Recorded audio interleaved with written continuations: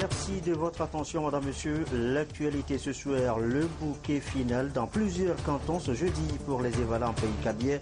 Nous irons notamment à Sarakawa, à Baou et à Pia où le chef de l'État a offert un déjeuner aux convives après la finale qui a vu la victoire de la coalition Akei Laokiwoudé et Tchamdé.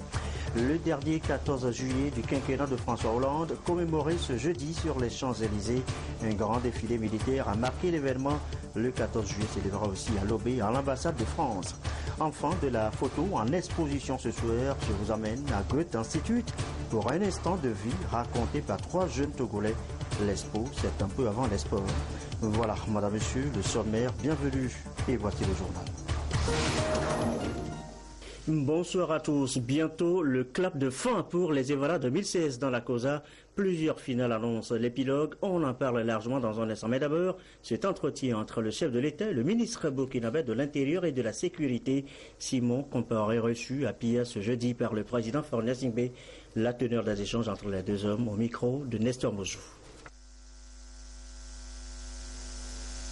J'ai pu avoir un entretien avec le chef de l'État et j'avoue que je ressors très réconforté de la manière dont il entend s'impliquer pour booster la qualité des relations entre le Burkina Faso et le Togo, qui sont déjà de bonnes relations, mais qui, grâce à ce qu'ils tous les deux, le chef de l'État togolais et le président du Faso vont faire, cette dynamique-là va permettre d'ajouter un plus à cette qualité déjà bonne de nos relations. Il a promis nous accompagner dans la dynamique qu'on a lancée tous les deux ministres en charge de la sécurité de nos deux pays, pour que les relations économiques et sociales, séculaires entre nos deux pays se poursuivent dans de bonnes conditions, dans l'intérêt bien compris de nos populations. Et j'étais avec notre représentant ici, le consul général, et le chef de l'État a bien voulu entreprendre un certain nombre d'initiatives pour nous permettre d'avoir plus de lisibilité par rapport à notre représentation ici. Et vraiment, c'est une très bonne chose. La question économique et notamment la question des transporteurs a été également soulevée et il nous a encouragés à faire en sorte que nous puissions ensemble avoir la même pratique, la même façon de faire pour que nos transporteurs aient les mêmes conditions dans les deux pays pour que notre économie puisse continuer à prospérer. Donc j'avoue que je suis très très satisfait. Il s'est renseigné aussi sur les initiatives locales de sécurité au Burkina. J'ai eu l'occasion de lui expliquer un peu ce que nous étions en train de faire avec la nouvelle notion de police de proximité que nous voulons mettre en route. Voilà un peu les points autour desquels notre entretien a eu lieu et vraiment je repars très très très satisfait. Surtout qu'avant de partir, j'assiste pour la première fois à cette cérémonie, la lutte traditionnelle. Ici, c'est la première fois que je vois une telle manifestation. Les Evala, justement, plusieurs finales, je vous l'annonçais tout à l'heure, ont connu leur bouquet final. Le cas, notamment ce jeudi à Pia, devant des invités venus de partout. À la première loge, bien sûr, le chef de l'État. La compétition, elle, a enregistré la victoire de la coalition Akei Laokiwoudé et Tchamdé devant celle des Awidina, Kadiga, Kouda et Pita dans ce combat de gladiateurs. Le récit de Nestor Mozou.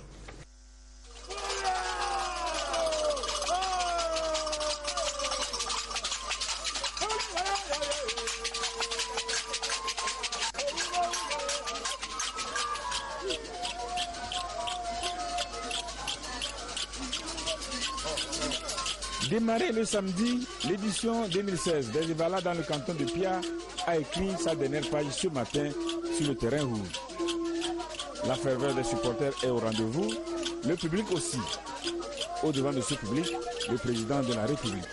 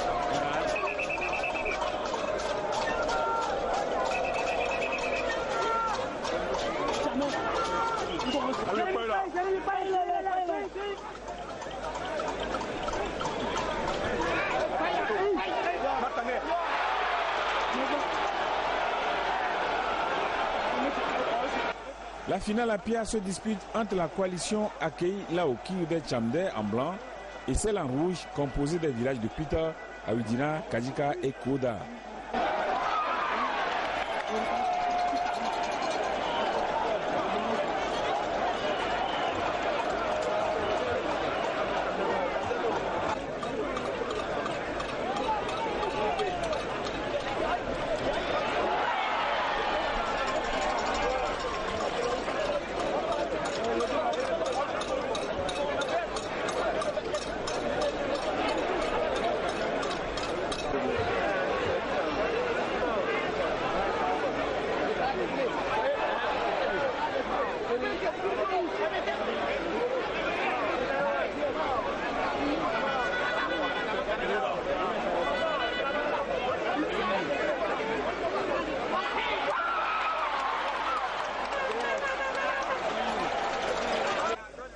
En pays kabien, lutter, c'est accepter d'aller à une école de formation physique, psychologique et morale.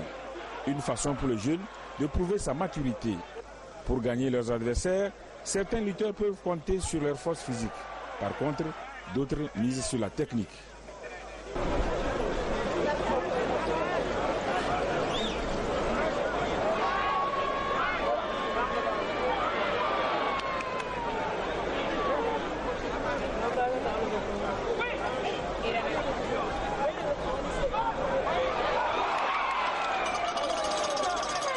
Les rites Evala sont une tradition séculaire. Ils se transmettent de génération en génération. Ils traversent donc les âges et font face à l'épreuve de la modernité. Nous, on n'a pas vécu ça, mais on nous a dit que les lutteurs Evala, là, ils luttaient torse nu, sans rien porter. Tout comme les Akpema montaient aussi dans la montagne, tout nus. C'est comme ça aussi que les Evala luttaient.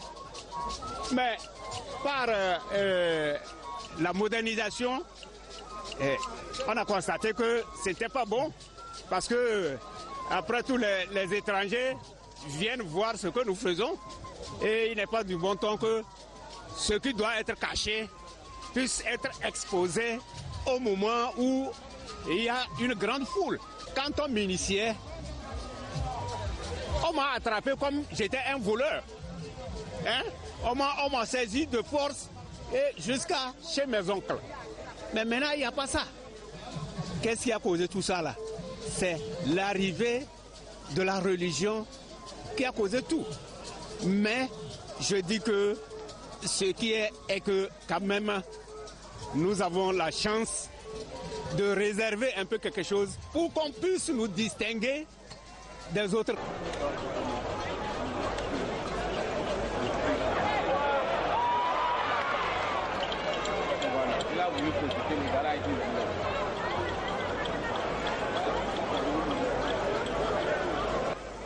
Au fil des ans, les luttes Evala confirment qu'elles constituent un événement culturel majeur au vu des foules qu'elles drainent.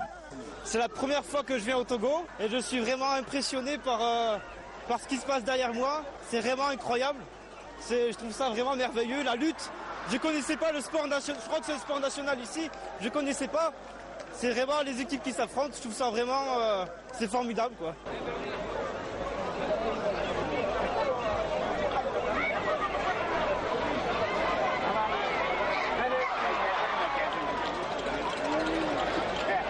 Après plus d'une heure d'empoignade, les Evala de la coalition accueillent Lao Kiude Chambe se sont montrés les plus forts.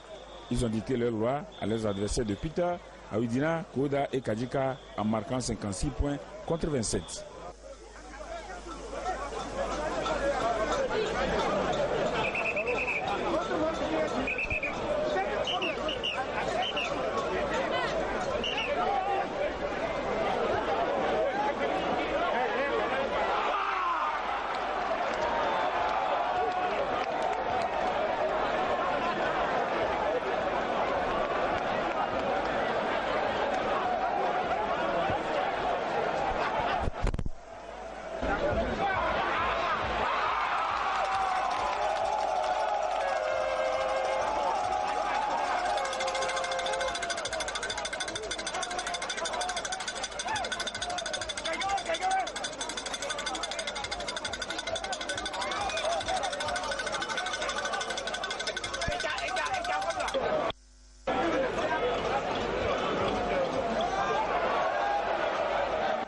Concernant les non-initiés, les Ahosa, la victoire a changé de camp.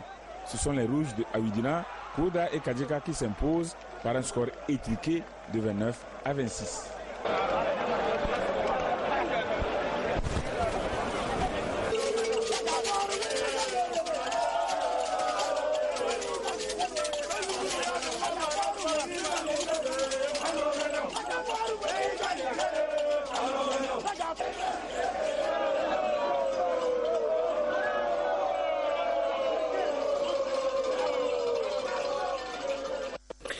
Et voilà, et à l'issue de cette finale de PIA, eh bien, le chef de l'État a convié les différentes personnalités à un déjeuner. Vous allez voir les images tournées par nos équipes de reportage sur place. Je vous laisse regarder justement ces images-là un peu.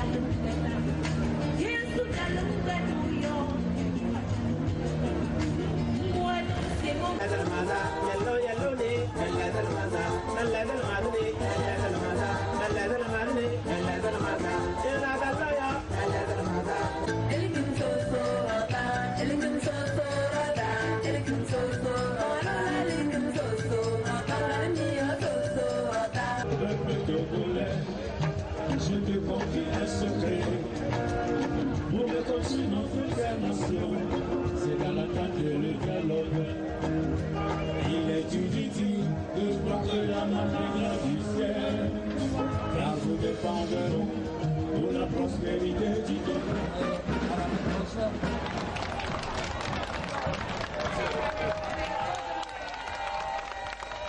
Et voilà donc l'ambiance qui a prévalu à ce déjeuner offert donc par le chef de l'État après la finale dans le canton de Pia. Sur le terrain, dans le canton de Sarakawa, c'est la même ferveur chez les supporters et spectateurs. C'est le ministre Tchak Pelé des enseignements primaires et secondaires qui a représenté le chef de l'État à cette finale dans l'arène. Et face à face, les coalitions PCD, Kawa et Sara. Partout, on a montré de l'endurance, de la combativité, surtout de la technique. Reportage Félix Simdacha.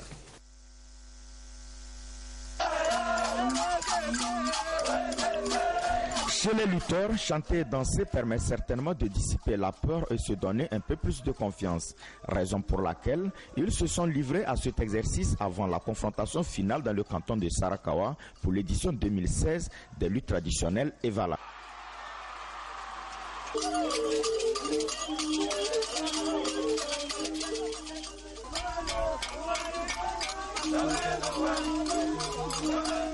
Pour cette apothéose à Sarakawa, le rendez-vous était entre la coalition Pesidekawa et Sara sur le terrain de l'école primaire publique de Sarakawa. Dans l'arène, les lutteurs de Pesidekawa en blanc se sont mesurés à ceux de Sara en rouge. Très combatifs les uns comme les autres, attitude indispensable pour prendre le dessus sur l'adversaire, les lutteurs se sont donnés à fond.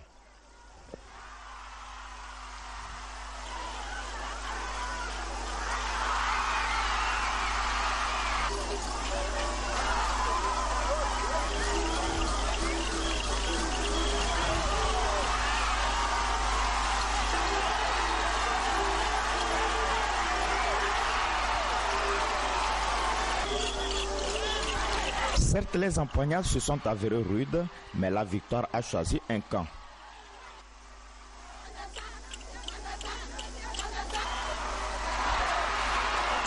Ce sont les Evala de Sara qui vont prendre le dessus par 11 victoires contre 6.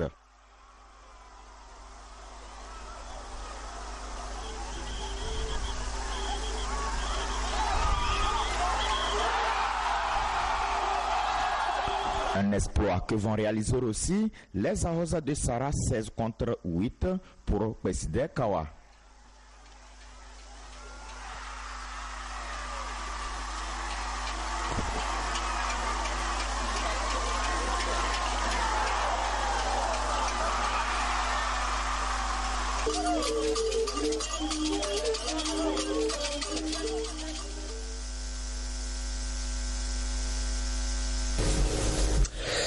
Le canton de Yaka a également connu sa finale. Nous reviendrons sur les images de cette finale si tout va bien dans le courant de cette édition.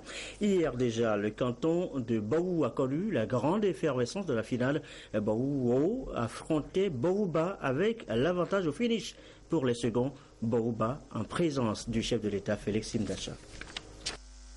Ils en ont là une ambiance électrique qu'ils entretiennent pour soutenir leur champion et égayer le public.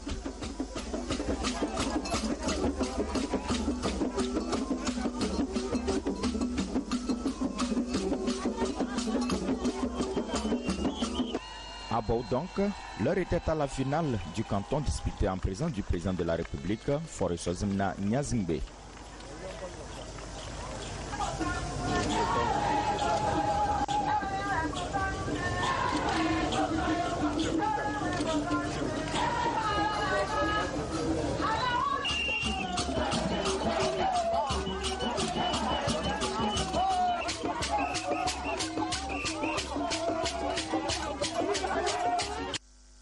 Contrairement à la pratique dans les autres cantons, ici ce sont les cadets non initiés, les Ahosa, qui donnent le ton aux empoignades.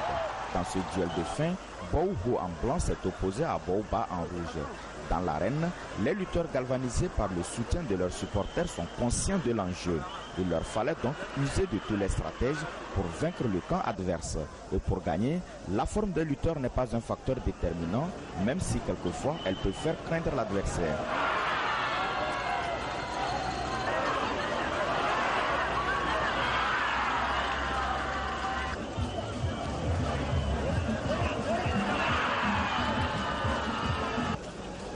Certes, la volonté de remporter la victoire face aux concurrents anime chaque lutteur, mais la préparation en amont est indispensable. Une préparation qui certainement a permis aux Blancs de Baouho de venir à bout de leur vis-à-vis.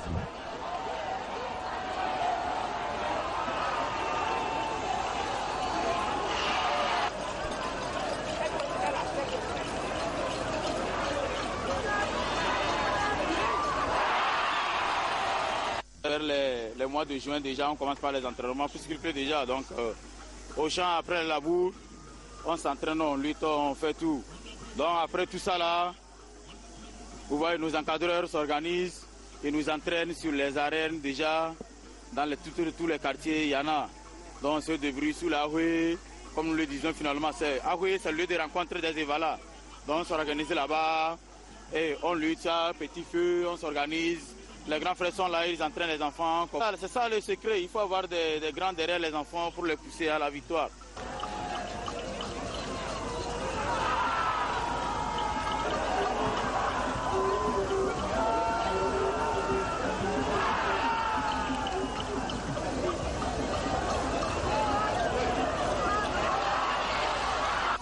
Au terme de la rencontre, les Blancs enregistrent un score de 22 victoires contre 17 pour les Rouges pour ce qui concerne les initiés. Victoire également chez les Ahoza, 9 contre 6. Bouho l'a remporté, mais au bout du compte, c'est toute une communauté qui gagne le pari d'avoir su conserver la tradition des ancêtres. Et demain, la compétition se poursuit. Vous suivrez notamment les finales dans les cantons de Koumeya, Lambda, Lama et Djamday. Et voilà ce qu'on peut dire ce soir sur les finales Evala 2016 en pays kabien. Il est 20h21. Ce qui concentre aussi l'attention dans l'actualité depuis le début de la semaine, eh bien, c'est la rencontre nationale du Haut Commissariat à la réconciliation, rencontre sur les réformes politiques, la gouvernance et la démocratie locale, la République de demain face aux enjeux défis, des thèmes qui ont fait l'objet de communication Augustin Kossi et Miabalo. Les communications de ce troisième jour des concertations nationales sur les réformes institutionnelles et politiques ont porté sur divers thèmes. D'abord, les différents régimes politiques et les questions de mandat, la démocratie et la gouvernance locale. Pour l'ESPER, la République de demain, dans le cadre des réformes, devra nécessairement être dotée de gouvernements locaux forts, soucieux du bien-être socio-économique de leurs administrés. Sur le même thème, pour l'ESPER du Ghana, M. Alajiya, la décentralisation renvoie à la participation du peuple, à sa propre gouvernance, condition de sa légitimité. De plus, il a insisté pour dire que pour donner un sens réel à la démocratie locale, celle-ci doit être fermement ancrée dans un contexte pluraliste. Un autre panel a été consacré aux enjeux et défis de la mise en œuvre des réformes dans le processus de réconciliation nationale et de renforcement de l'état de droit. Les expériences du Ghana et du Maroc ont été une fois encore partagées pour mieux cerner la question. Des analyses, il ressort que le processus des réformes au Togo doit être inclusif et global. Au-delà du domaine politique, l'économie et le social sont aussi à revisiter. Et les innovations déjà entreprises en matière de justice se doivent d'être consolidées. Le programme phare, c'est le programme national de modernisation de la justice. Il y a eu après le programme relatif au renforcement des capacités des chambres commerciales du tribunal de Lomé de la Cour d'appel. Il y a eu après le PNJ, le programme national de justice, qui reprend presque parfaitement le contenu du programme national de modernisation de la justice. Il y a le programme sur la chaîne judiciaire et tout récemment le programme signé entre l'État, l'UNICEF et l'Union européenne relativement à la justice pour enfants. Voilà, c'est des réformes qui sont entreprises depuis 2005 pour relever le niveau de la justice. Est-ce que ces programmes vis-à-vis de la population, est-ce que les populations ressentent vraiment une amélioration du travail abattu par les juges? Est-ce que quand les populations viennent à la justice, elles sentent une certaine satisfaction par rapport à ces réformes, et ces réformes, est-ce qu'elles doivent être poursuivies? Nous avons également appelé à certaines réformes qui doivent toucher peut-être le fond. C'est vrai, les réformes, les milliards qui sont investis, mais lorsque nous-mêmes, nous les acteurs, nous les magistrats surtout, nous ne changeons pas, je crois qu'on peut nous apporter toutes les aides de ce monde, mais ça ne contribuera à rien. Les débats se déroulent dans la sérénité. Les participants affichent leur volonté de contribuer à la recherche de solutions durables pour l'avènement d'une société togolaise plus solidaire. Cet atelier révèle que nous avons des esprits extrêmement bien formés, que le Togo dispose d'une richesse intellectuelle assez puissante, capable de résoudre tous les problèmes politiques, économiques et sociaux, et qu'il suffirait de les mettre en synergie pour créer, si vous voulez, l'État idéal ou la nation idéale dans laquelle, de toute façon, nous voulons bien. Deuxième chose, les débats sont apaisés et très enrichissants. Ces concertations nationales constituent une étape importante dans la mise en œuvre de la feuille de route tracée par la CVJR. Il est heureux d'ailleurs qu'il y ait comme un consensus sur le fait que chacun souhaiterait que le Togo avance. L'ambiance qui prévaut dans la salle est une ambiance de franchise, c'est-à-dire que le véritable changement commence lorsque la vérité se fait dans la sincérité par rapport à tout ce qui constitue une préoccupation. Et j'ai vu également qu'il y a un caractère inclusif, c'est-à-dire qu'il n'y a pas de sujet tabou, il n'y a pas de personnes qui soient privées de parole. Et je pense que c'est dans cet esprit-là qu'on peut tendre réellement vers quelque chose de positif. Alors la question qui se pose et qui est dans l'esprit de tout le monde, c'est de savoir si après cela, après ce temps que nous passons ici, s'il y aura quelque chose. Personnellement, j'ose le croire. La suite des travaux est consacrée aux réflexions concernant les rôles et responsabilités des acteurs et parties prenantes dans le processus des réformes, les approches du politique, de l'armée, des chercheurs, de la société civile et des religieux seront au cœur des échanges.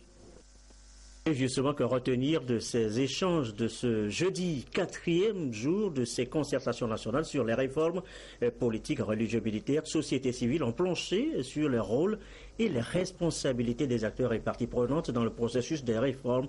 Le compte rendu, on retrouve Augustin Kossi et Méabal. Les travaux de l'Atelier national de réflexion et d'échange sur les réformes institutionnelles et politiques se sont poursuivis en cette 4e journée avec le panel 5 consacré au thème les rôles et les responsabilités des acteurs et parties prenantes dans le processus de réforme.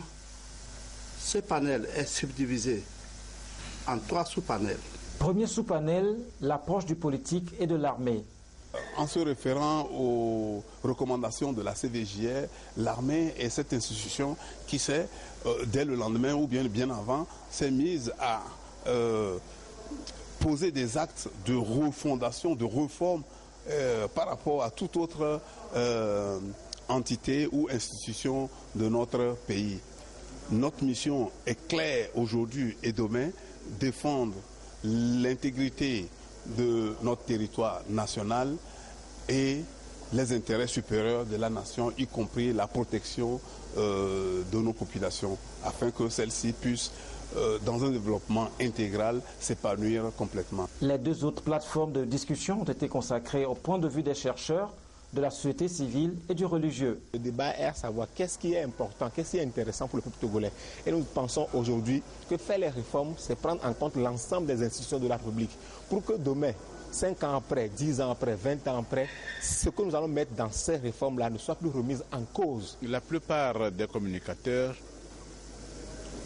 sont revenus brièvement sur le passé pour identifier les éléments qui ont créé ce sentiment de chèque dans le passé et qui font que à chaque fois nous sommes obligés de revenir sur l'ouvrage pour encore parler aujourd'hui de réformes. Donc beaucoup sont remontés dans le passé pour identifier ce qui n'a pas fonctionné, notamment les rendez-vous manqués, les dialogues manqués, etc.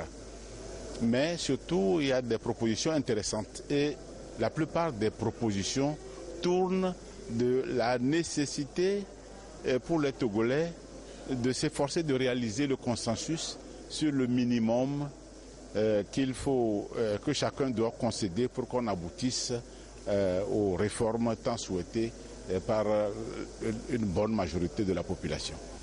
Ces assises prennent fin ce 15 juillet avec un débat général en plénière suivi d'une synthèse des travaux et une cérémonie de clôture. À l'étranger, un défilé coloré des Maoris et des enfants présidé par François Hollande a marqué ce jeudi le 14 juillet en France. Je vous laisse regarder.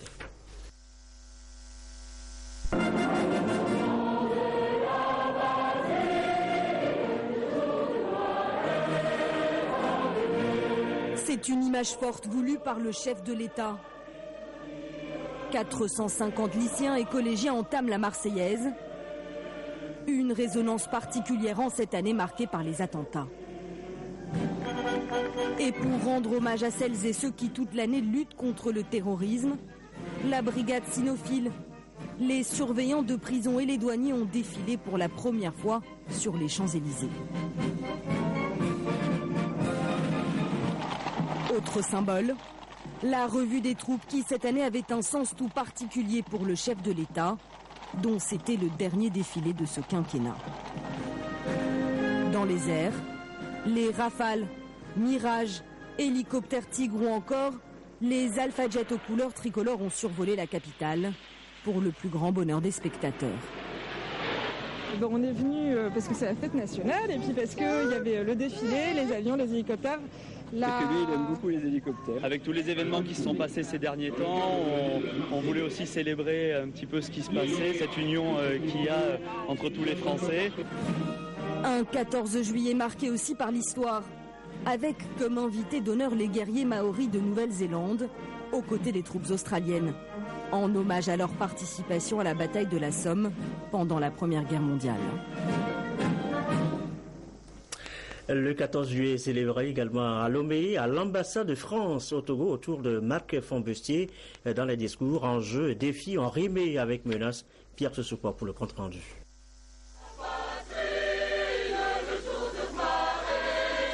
La Marseillaise est la terre de nos aïeux reprise en chœur.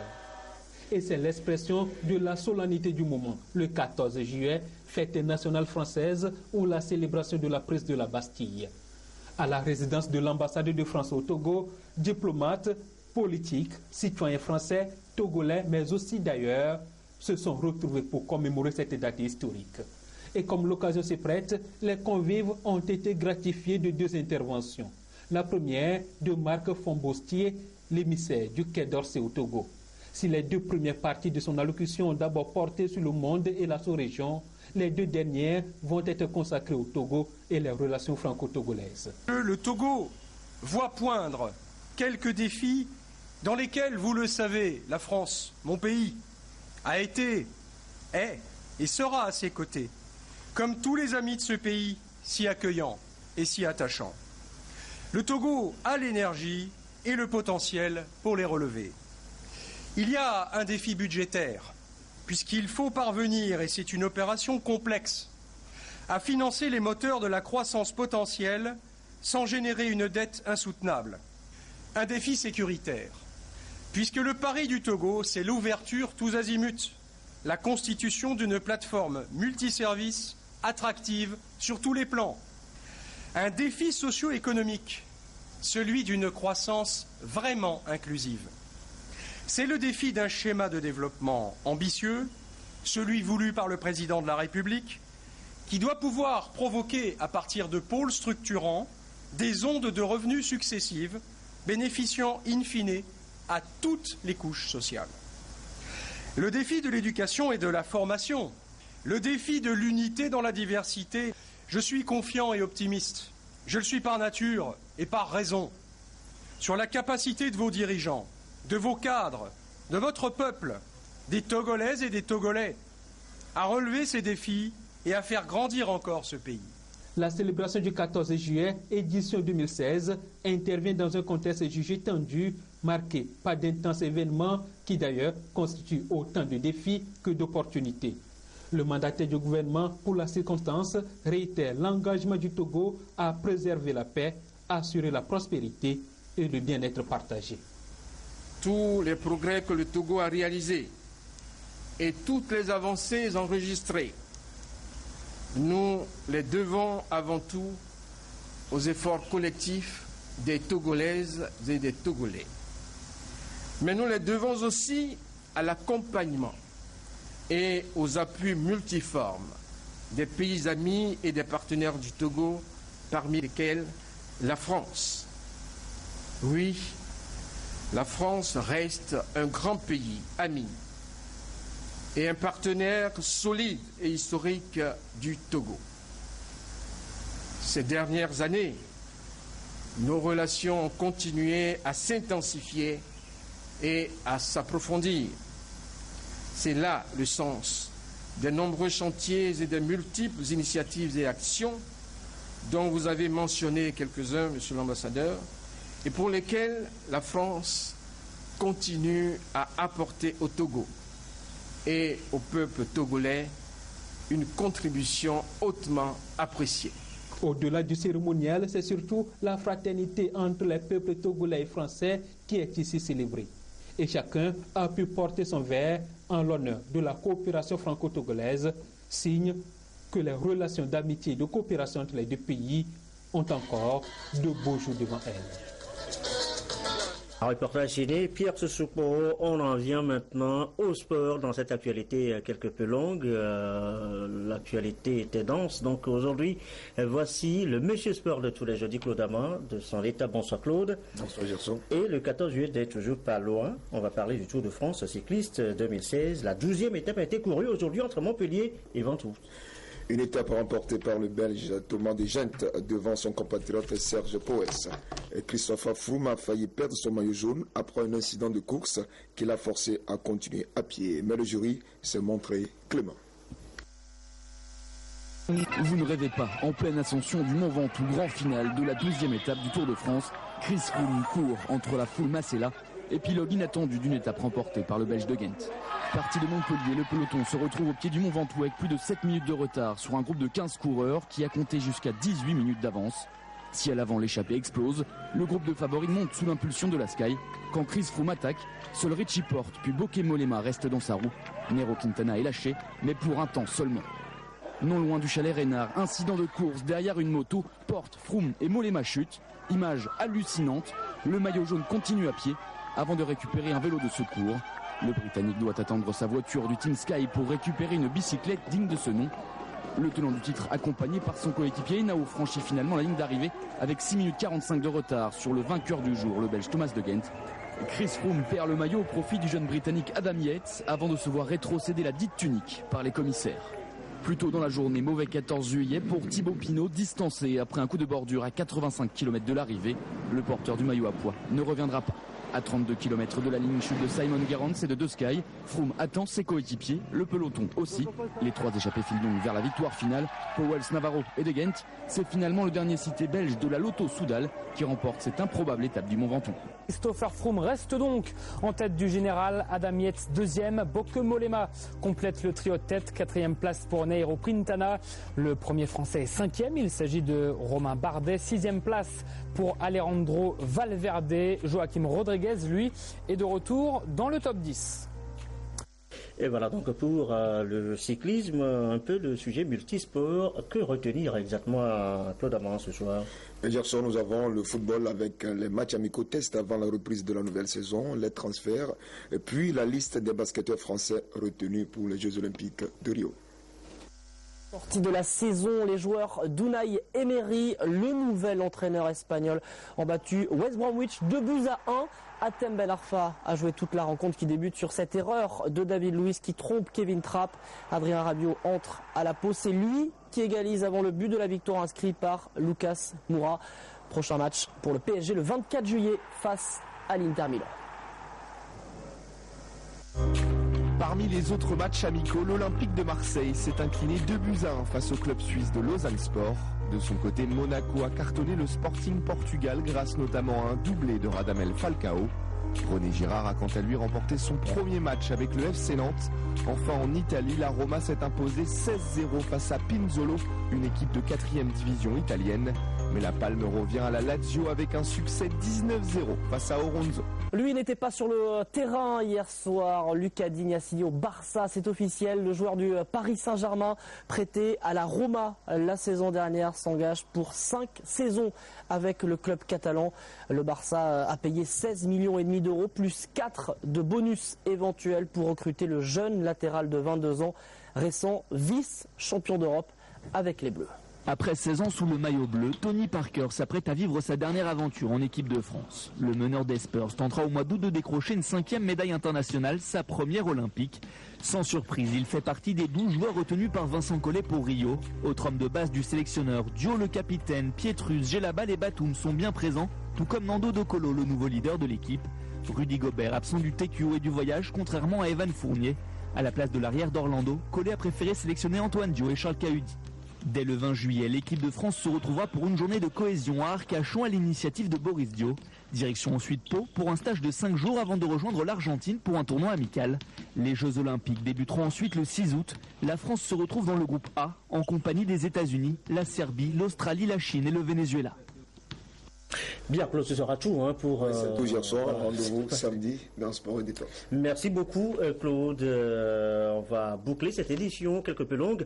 Je le disais tantôt, l'actualité étant un peu dense aujourd'hui, par quelques communiqués de la HAC dans le cadre de la prise de contact avec les médias et les organisations professionnelles de la presse. Une délégation de la haute autorité de l'audiovisuel et de la communication, conduite par son président, M. Pitang Tchala, a rencontré le mercredi 13 juillet 2016 à l'auditorium de Radio Cara les responsables et représentants des médias publics et privés de la région de la Cara. La rencontre s'est déroulée en présence de M. Guy Madje Lorenzo, ministre de la Communication, de la Culture, des Sports et de la Formation civique. Elle a permis de passer en revue les questions relatives à la consolidation et à la protection de la liberté de la presse, à l'exercice du métier de journaliste et de technicien de la communication, au fonctionnement des médias, à la délivrance et au renouvellement de la carte de presse, au renouvellement de l'autorisation d'installation et d'exploitation des sociétés de radiodiffusion de télévision privée, aux missions de la HAC ainsi qu'aux relations entre la haute autorité et les médias.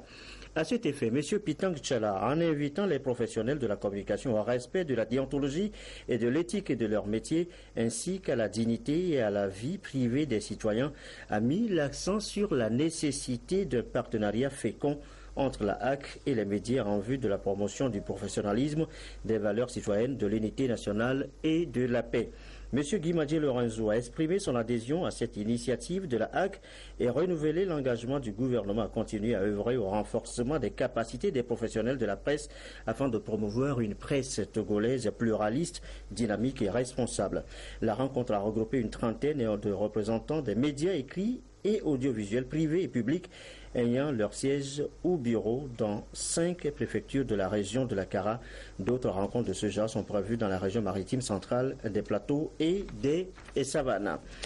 À l'attention des fondateurs et directeurs d'établissements privés d'enseignement supérieur, le ministre de l'Enseignement supérieur et de la Recherche porte à la connaissance des fondateurs, des directeurs des établissements privés d'enseignement supérieur que les inspections des dites institutions commencent à partir du 20 juillet 2016. Ces inspections ont pour objectif de vérifier la conformité du fonctionnement de ces établissements au cahier des charges et d'assainir l'environnement de l'enseignement supérieur privé au Togo. Sachant pouvoir compter sur leur collaboration, le ministre prie les fondateurs et directeurs des 10 établissements de bien vouloir prendre toutes les dispositions susceptibles de faciliter le travail des brigades de contrôle sur le terrain. Il les remercie d'avance pour leur collaboration à la réussite de ces opérations de contrôle.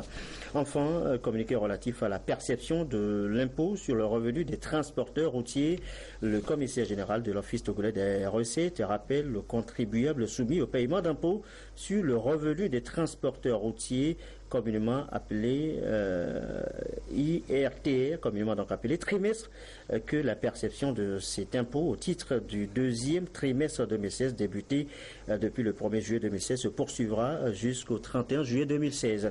En outre, il est rappelé aux conducteurs qu'ils sont redevables pour leur propre compte de la taxe complémentaire sur salaire. Les contrôles débuteront le 2 août 2016 et s'étendront jusqu'au 30 septembre 2016 sur toute l'étendue du territoire national.